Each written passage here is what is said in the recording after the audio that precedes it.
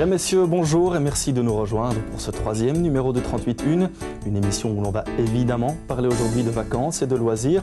Et on commence tout de suite en franchissant les portes d'un des centres d'information de la Fédération du tourisme de la province de Namur, une sorte de vitrine touristique que l'on retrouve parfois bien loin des centres-villes. Vous allez comprendre tout de suite grâce à notre séquence projecteur.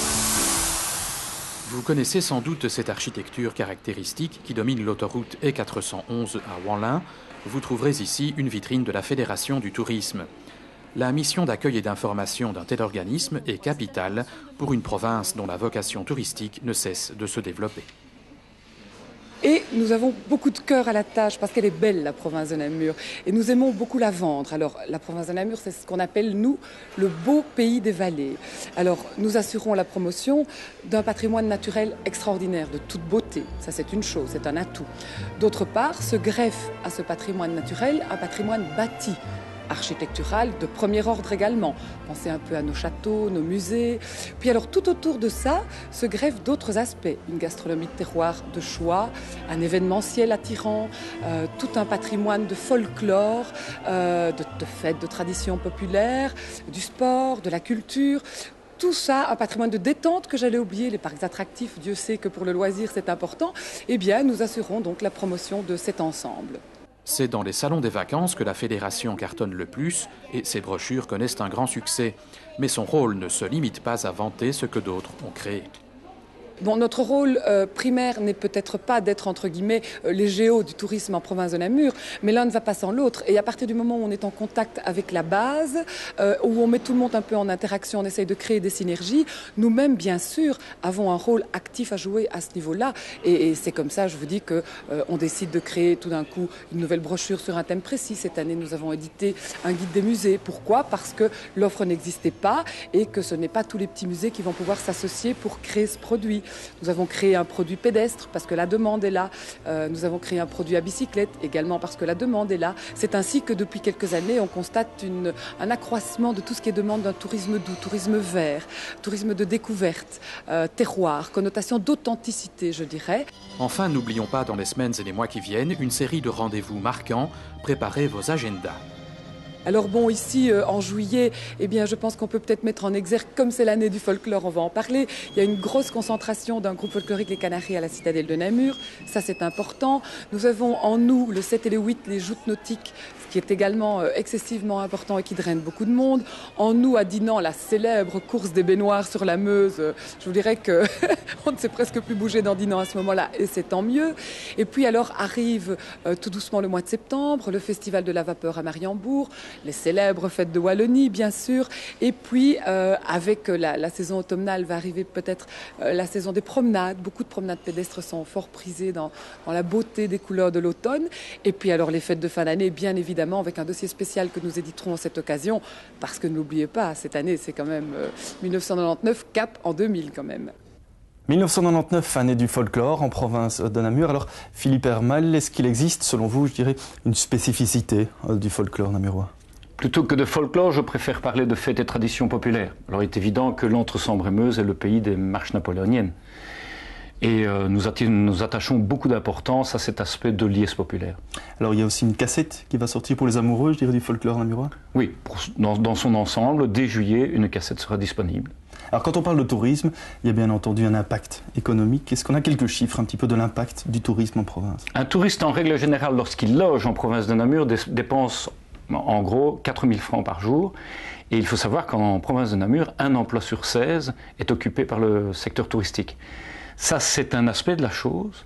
Le deuxième aspect de la chose, c'est que le tourisme est une sorte de carte de visite, non seulement pour le secteur économique primaire, mais également pour les autres secteurs. Et c'est l'occasion de présenter la province lorsque la province essaye de se vendre en termes économiques. Et donc, nous nous présentons aussi en termes de, quelque part, ambassadeurs de la province. Alors justement, si j'ai une activité à proposer à la Fédération du tourisme, qu'est-ce que je dois faire pour que cette activité soit reprise dans les brochures, par exemple ? Eh bien, vous nous contactez au 22 avenue Rennes Street 5000 Namur, qui est notre nouvelle adresse. Et ça, c'est en ce qui concerne la promotion de votre activité. Et par contre, si vous avez des problèmes de subsidiation, des informations à demander à ce niveau-là, vous vous adressez au bureau économique de la province de Namur. Philippe Hermal, un tout grand merci. On va se tourner maintenant vers l'actualité de la province. Quels ont été les grands événements qui ont marqué un petit peu ces dernières semaines? C'est tout de suite la séquence Provision. Cannes, son festival et des Namurois à Cannes. Des Namurois désormais bien connus, ceux de l'équipe des Convoyeurs attendent le film de Benoît Mariage. À sa manière, la province de Namur a elle aussi participé à ce voyage en permettant à la bande à mariage de se retrouver sur la croisette.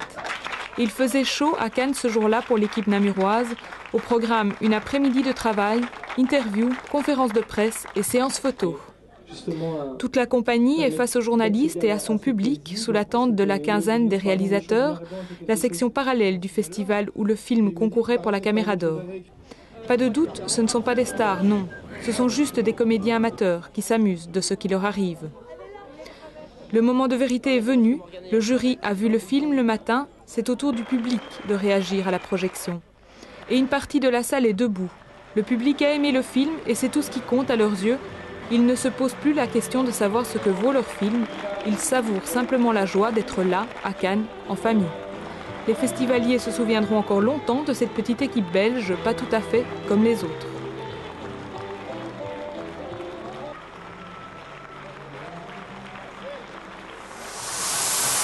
Les bâtiments du campus provincial ont été la cible d'un incendie criminel. Cet acte de malveillance n'a heureusement pas causé la destruction du bâtiment, l'incendie ayant été rapidement maîtrisé.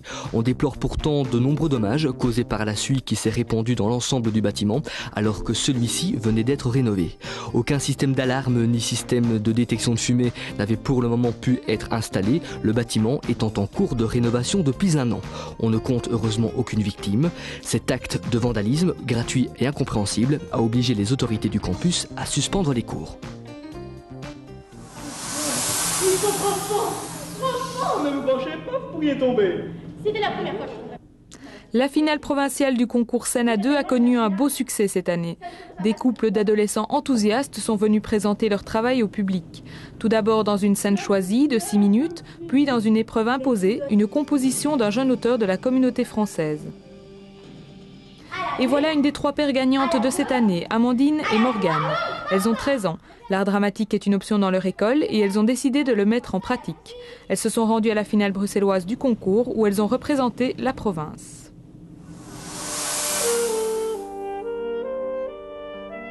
On ne quitte pas les concours. La finale du 2e concours national pour jeunes saxophonistes s'est déroulée à la salle Bayard de Dinan. 130 jeunes élèves issus de nos académies et conservatoires se sont présentés. Les solistes étaient répartis en 3 catégories selon leur âge, une autre catégorie étant réservée aux ensembles. Côté jury, les jeunes étaient confrontés à un parterre de spécialistes présidé par François Danels, professeur à l'Académie de Dinan. Le plus difficile pour ces jeunes talents est d'affronter le stress devant un vrai public, une expérience nouvelle pour une bonne partie d'entre eux. Pas facile de faire face à une foule lorsqu'on a 11 ou même 15 ans. Il n'avait d'ailleurs que 12 minutes pour convaincre le jury. Son président était quant à lui mis à l'honneur lors de ce 2e concours national, puisque le Quatuor de Dinan, composé de ses anciens élèves, fêtait ses 25 ans d'existence à cette occasion. Le concours a donc donné lieu à une démonstration magistrale des aînés devant les jeunes candidats. Les passionnés pourront les retrouver sur un CD enregistré à cette occasion.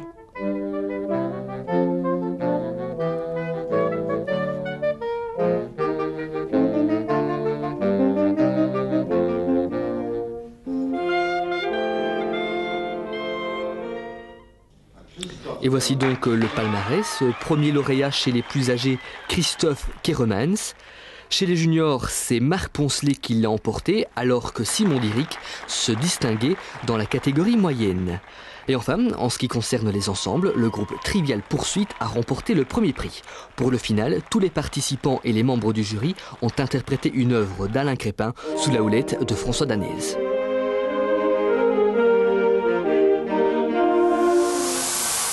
Les entreprises de Sombref veulent sortir de leur cocon. Pour ce faire, l'Union des entreprises de Sombref a invité le gouverneur Amanda Lem et Bernard Anselme, ministre de la région wallonne, à visiter 4 des entreprises installées sur le zoning. Le but de cette rencontre est de permettre à des entreprises voisines dans le zoning de se connaître et de créer ainsi une coordination entre elles. Les 4 entreprises visitées par les autorités étaient Carwal, fabricant de cabines de génie civil, Air Product, producteur de gaz industriel, Sonneville, une entreprise pionnière de l'industrie du déchet, et la société Brichard, une société de commerce et distribution de produits agricoles. La province de Namur prépare une année 2000 consacrée aux parcs et jardins. Ce thème aborde 3 domaines, le touristique, le culturel et surtout le pédagogique. Les enfants, même ceux qui vivent en milieu rural, ne connaissent pas forcément bien leur environnement. Cette initiative sera donc tout bénéfice pour eux. Un outil original est proposé aux enseignants, une valise pédagogique qui a pris la forme d'une brouette pour la circonstance. Elle peut être utilisée dans le cadre scolaire ou lors d'ateliers créatifs avec des enfants de 5 à 12 ans. Cette brouette pédagogique leur permet de découvrir les jardins sous toutes leurs facettes en faisant appel à leurs 5 sens. 25 pistes d'activités sont ainsi proposées, cela va des livres aux vidéos, en passant par la conception d'un vivarium ou l'élaboration de la maquette d'un jardin. Une mise au vert qui n'empêche cependant pas de travailler les autres matières du programme, telles que le calcul et le français. Seuls les enfants s'en plaindront.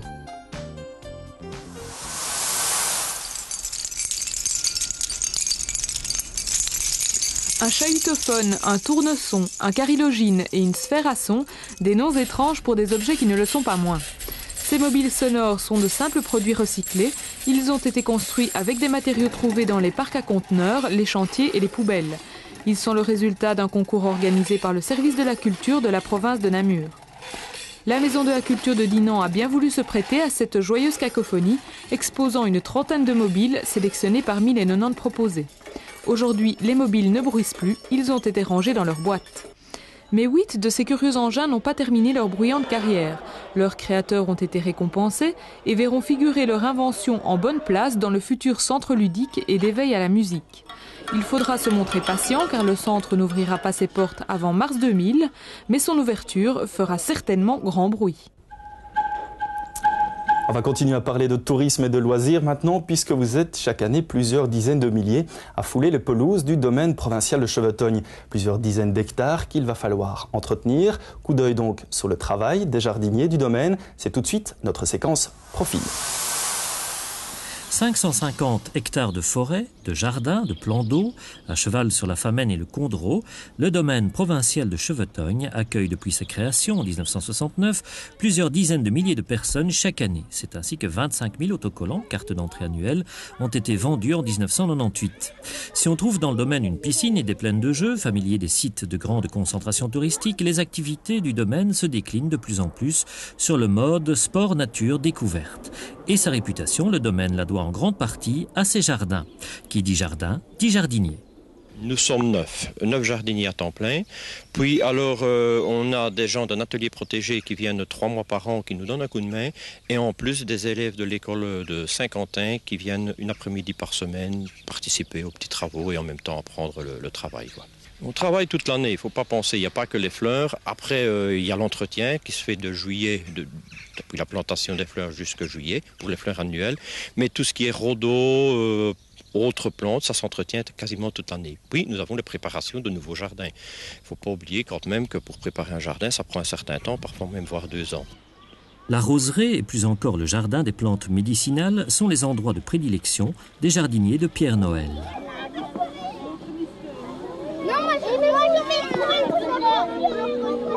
Beau, hein? Au milieu, c'est beau. T'as vu les grenouilles? Non, les grenouilles. T'avais pas vu les grenouilles? Non. Ah, hein?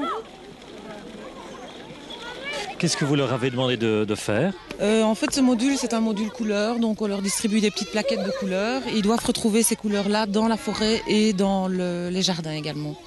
Évidemment, les enfants se rendent compte qu'il y a plusieurs verts dans la nature, il y a plusieurs bruns dans la nature. Et alors, arrivés dans ce jardin-ci, là on leur distribue des pastels, une petite fiche, et ils doivent représenter ce qu'ils trouvent de beau ici dans le jardin. Plus de 60 personnes contribuent au bon fonctionnement du domaine, dont le pic d'activité se situe en juillet et août. Et pour continuer à évoquer ensemble ce côté nature, je dirais, du domaine de Chevetogne, on a demandé à son directeur de nous rejoindre. Alors Bruno Belvaux, merci d'être là. Quand on évoque le côté nature, on évoque inévitablement, je dirais, les jardins à thème du domaine. En fait, on pourrait se demander pourquoi, alors que le parc fait 570 hectares, avoir été morcelé ça en une série de petits jardins. Il faut se dire qu'on a précisément essayé d'éviter de morceler et que cette promenade soit assez continue. Mais en même temps, il faut savoir que quand le promeneur se balade dans le domaine, il a très vite une impression de lassitude si le paysage pendant 2 km est le même. Or, le domaine fait 5 km de long. Donc ces jardins sont finalement comme autant d'étapes d'un parcours qui est à la fois initiatique parce que ce sont chaque fois des jardins différents.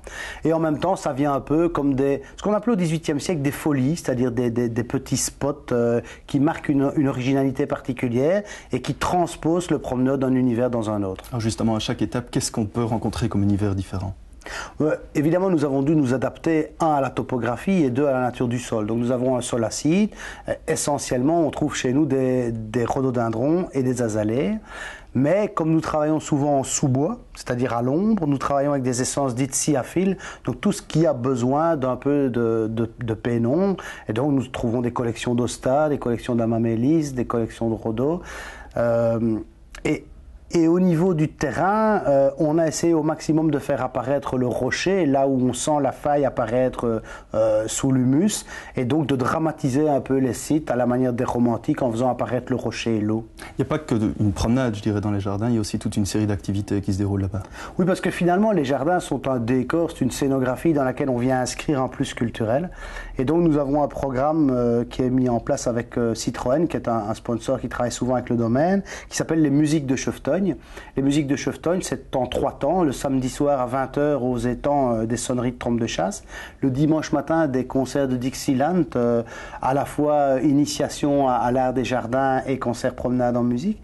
Et puis, tous les soirs des mois de juillet et d'août, nous avons maintenant cette année une toute nouvelle attraction qui est un concert Piaf réel Aristide Bruand pour retrouver un peu la tradition guinguette au bord de nos étangs.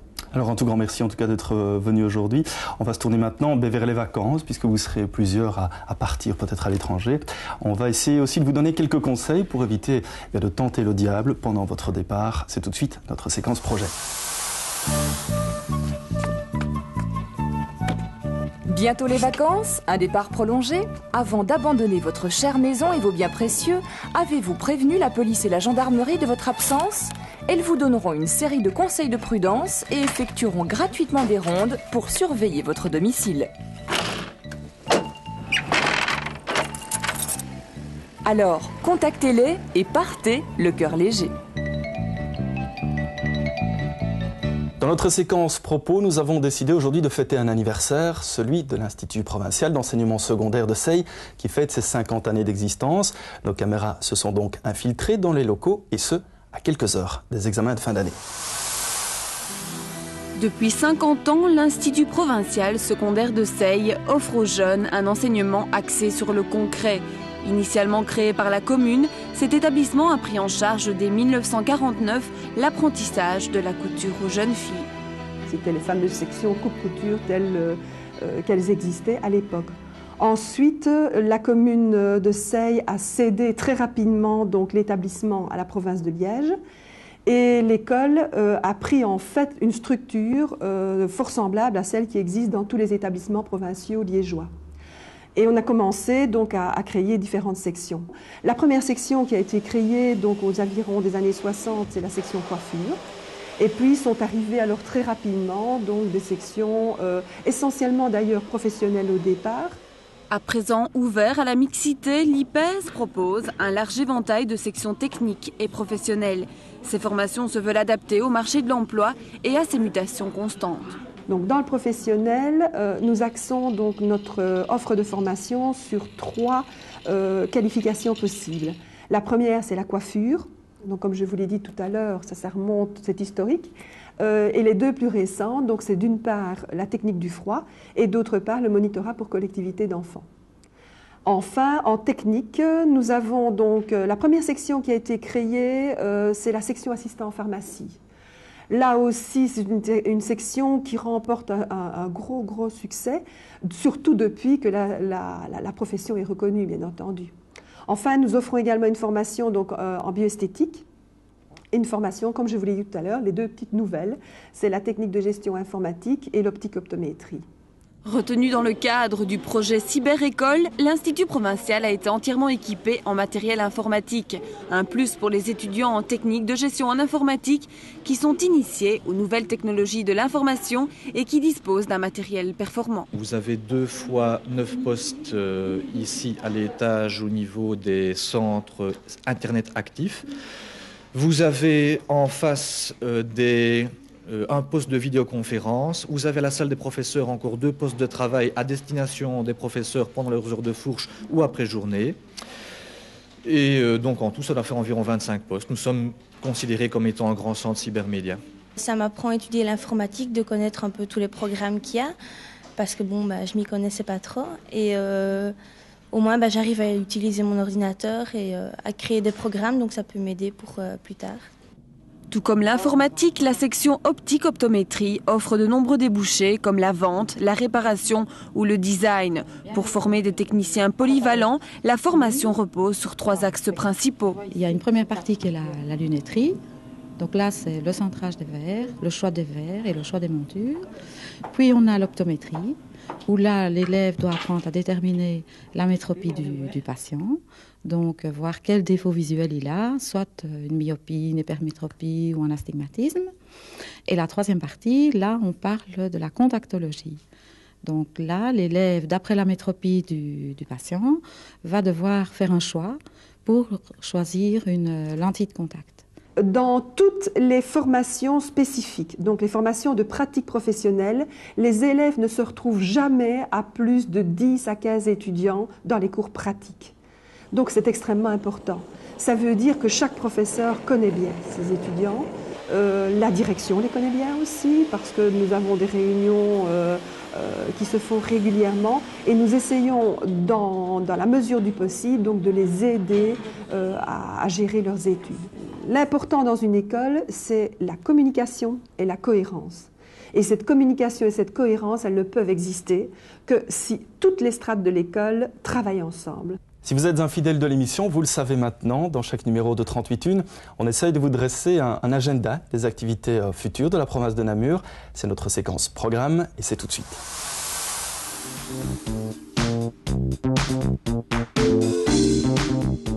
Du 12 juin au 14 août, la Maison de la Culture de la province de Namur organise la 8e triennale des artistes de la province. De jeunes artistes plasticiens, encore méconnus, seront mis à l'honneur cette année. Également à la Maison de la Culture de la province de Namur, du 12 juin au 14 août, Bernard Josse présente ses Josseries, le parcours de plus de 20 ans de surréalisme de l'artiste ennuyé, prix de la jeune peinture belge en 75. Jusqu'au 30 septembre, l'île d'Ivoire vivra à l'heure de la sculpture contemporaine, dans un cadre naturel exceptionnel au bord de l'eau. Vous découvrirez les œuvres de plusieurs sculpteurs provenant de la province de Namur, tout en foulant le sol du sud namurois, riche en ressources historiques et architecturales. Bref, une idée d'excursion originale à entreprendre sous le soleil.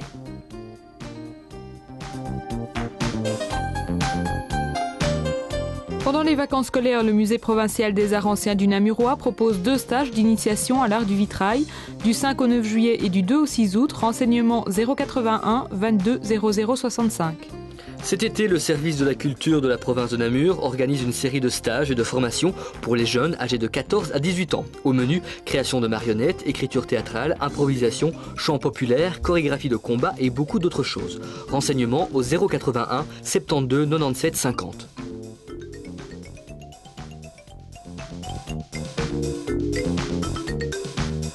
Le 23e festival de l'été Mozan débutera ce 21 juillet pour se terminer le 19 septembre. On y verra des musiciens venus de tous les horizons donner 21 concerts dans 21 sites historiques de la vallée Mosane, au programme musique classique, jazz, folklore et théâtre musical.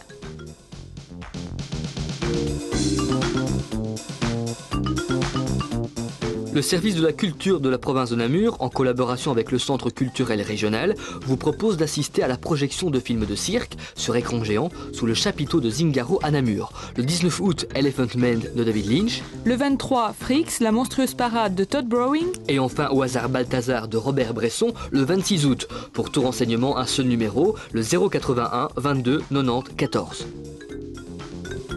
Signalons enfin le démarrage cet été d'une campagne de prévention sur le sida.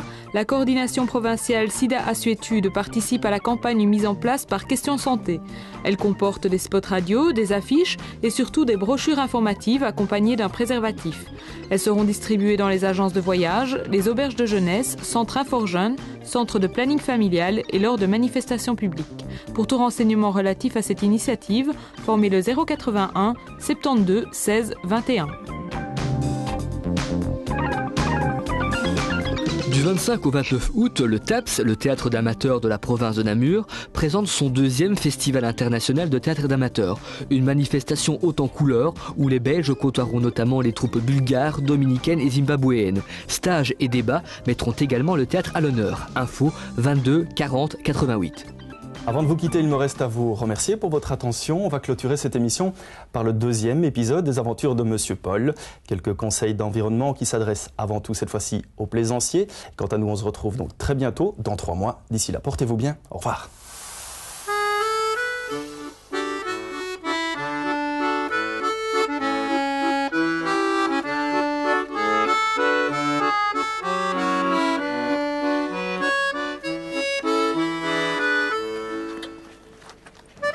Comme tous les marins, Monsieur Paul est un homme précis et ponctuel. Au programme du jour, une croisière sur la Meuse. Tout ça ne vaut pas une croisière sur la Meuse. Bon, d'accord. Oh, bah dites donc, allez-y, ne vous gênez pas. Vous avez mis un message de détresse à l'intérieur, au moins. Et l'os du poulet va suivre le même chemin, Monsieur Paul? Ben voyons. Ça ne vous met pas mal à l'aise, ça, non? Non, pas du tout, bien sûr. Ah oui, Monsieur Paul, vous êtes le roi de la Meuse, mais sachez qu'un souverain se doit de montrer le bon exemple. Mais que faites-vous, Monsieur Paul? Votre croisière est déjà terminée? Ah, bravo, Monsieur Paul. Et oui, la nature vous accueille pour pratiquer votre sport favori. Remerciez-la en étant discret et correct. Les gestionnaires et les usagers de la Haute-Meuse font des efforts. Et vous?